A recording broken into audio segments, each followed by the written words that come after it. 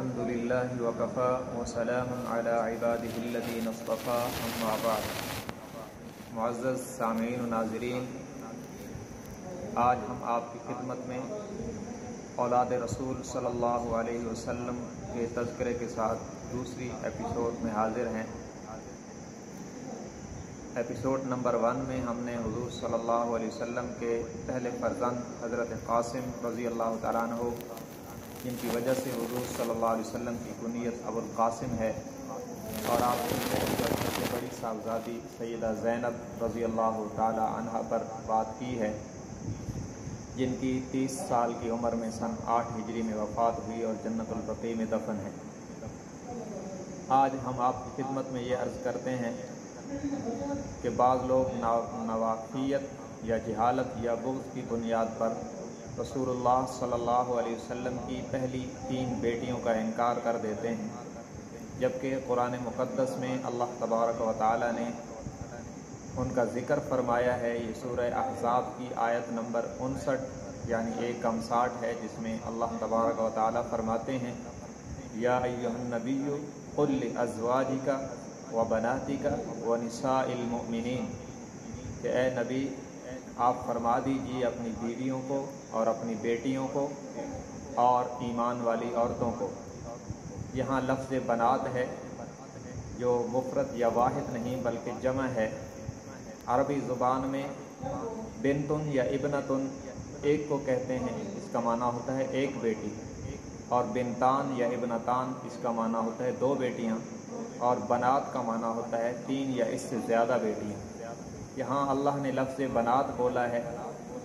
جس سے معلوم ہوتا ہے کہ حضور صلی اللہ علیہ وسلم کی بیٹیاں 1-2 نہیں بلکہ اس سے زیادہ تھیں، جو باتفاق امت جن کی تعداد 4 ہیں۔ ان میں سے پہلی صاحبزادی کا تذکرہ ہو چکا ہے۔ آج حضور صلی اللہ علیہ وسلم کی دوسری صاحبزادی اور اولاد میں سے تیسرے نمبر پہ پیدا ہونے والی سیدہ رقیہ رضی اللہ تعالی عنہا کے متعلق چند باتیں عرض کی جائیں گی۔ آپ صلی اللہ علیہ وسلم کی عمر مبارک کے 32 سال جب مکمل ہو گئے اور 33ویں سال کا آغاز ہوا تو سیدہ رقیہ رضی اللہ تعالی عنہا کی ولادت ہوئی۔ آپ صلی اللہ علیہ وسلم کو جب نبوت ملی سن 40 میلادی کے اندر، تو نبوت ملنے کے فوراً بعد حضور صلی اللہ علیہ وسلم نے اپنی اس دوسری صاحبزادی سیدہ رقیہ رضی اللہ تعالی عنہا کا نکاح ابو لہب کے بیٹے عتبہ سے کر دیا تھا، مگر یہاں رخصتی کی نوبت نہیں آئی، کیونکہ ابھی تک مشرکین سے نکاح ممنوع نہیں تھا، لہذا یہ اشکال نہ کیا جائے کہ حضور صلی اللہ علیہ وسلم کی بیٹی کا نکاح مشرک سے کیوں ہوا۔ مگر نبوت کے 4تھے سال جب اعلانیہ تبلیغ کا آرڈر ہوا اور حضور صلی اللہ علیہ وسلم نے تمام کفار مکہ کو اعلانیہ تبلیغ کی، اور ابو لہب نے حضور صلی اللہ علیہ وسلم کی طرف پتھر پھینکا اور آپ کے اوپر یہ جملہ کہا: تبا لک لہذا جمعتنا، اس کے جواب میں سورہ تبت یدا ابی لہب وتب نازل ہوئی، جس میں ابو لہب اور اس کی بیوی کی مذمت کی گئی۔ اس پر وہ غیرت میں آئے اور انہوں نے اپنے بیٹے عتبہ سے کہا کہ محمد کی بیٹی کو طلاق دے دو، تو اس نے آ کر حضور صلی اللہ علیہ وسلم کی بیٹی سیدہ رقیہ رضی اللہ عنہا کو طلاق دے دی، اگرچہ بعد میں عتبہ نے اسلام قبول کیا اور وہ صحابی بنے رضی اللہ تعالی عنہ۔ عتبہ سے طلاق کے بعد حضور صلی اللہ علیہ وسلم نے اپنی اس دوسری صاحبزادی سیدہ رقیہ رضی اللہ تعالی عنہا کا نکاح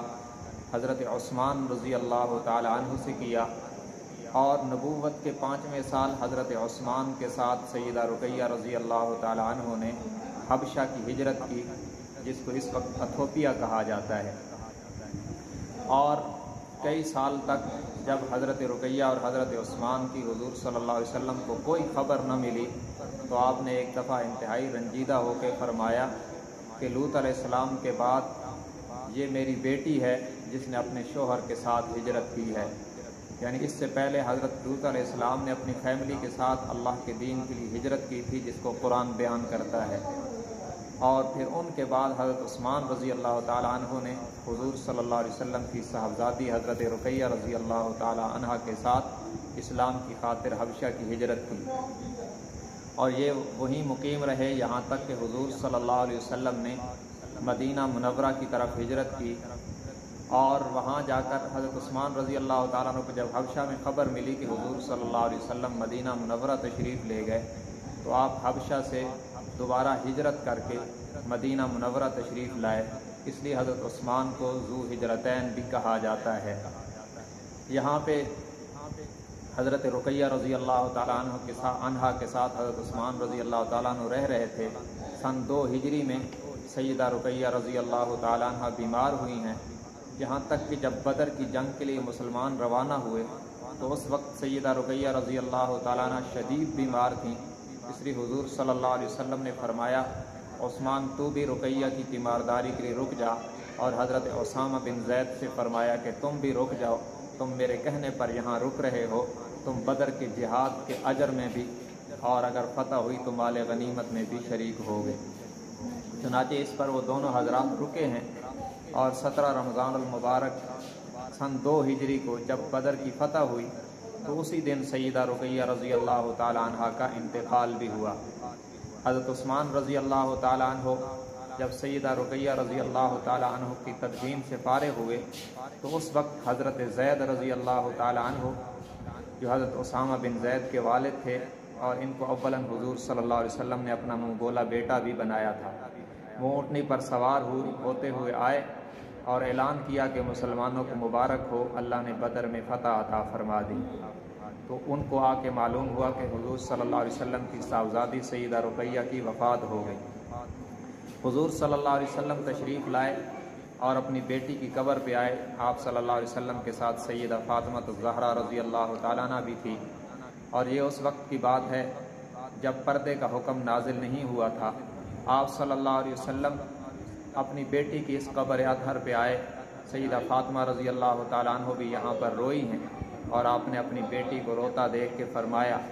کہ رقیہ، عثمان بن مظعون بھی ہمیں چھوڑ کے چلے گئے اور آج تو بھی ہمیں چھوڑ کے چلی گئی۔ اس پر مدینہ منورہ کی اور عورتیں بھی یہاں قبر پہ حاضر ہوئی تھیں، اس وقت پردے کا حکم تو تھا نہیں۔ تمام عورتیں اللہ کے نبی کو روتا دیکھ کر اس قدر روئی تھیں کہ حضرت عمر رضی اللہ تعالیٰ عنہ کو انہیں چپ کروانے کے لیے تلوار نکالنی پڑی تھی۔ بہرحال اس موقع پر حضور صلی اللہ علیہ وسلم کو بڑا صدمہ ہوا، اور آپ نے عثمان بن مظعون رضی اللہ عنہ کو بھی یاد فرمایا۔ یہ آپ صلی اللہ علیہ وسلم کے رضائی بھائی تھے، اور سب سے پہلے وہ مہاجر ہیں جو جنت البقیع میں دفن ہوئے ہیں۔ ان کے ساتھ حضرت رقیہ رضی اللہ تعالی عنہا کو بھی جنت البقیع میں دفن کیا گیا۔ یہ سن 2 ہجری رمضان المبارک کے اندر ان کی وفات ہوئی، جو آپ صلی اللہ علیہ وسلم کی دوسری صاحبزادی ہیں۔ تقریباً 22 سال کی عمر میں ان کی وفات ہوئی۔ اللہ تبارک و تعالی آپ صلی اللہ علیہ وسلم کے تمام آل و اولاد پر رحمتوں کی بارش برسائے۔ وآخر دعوانا ان الحمد للہ رب العالمین۔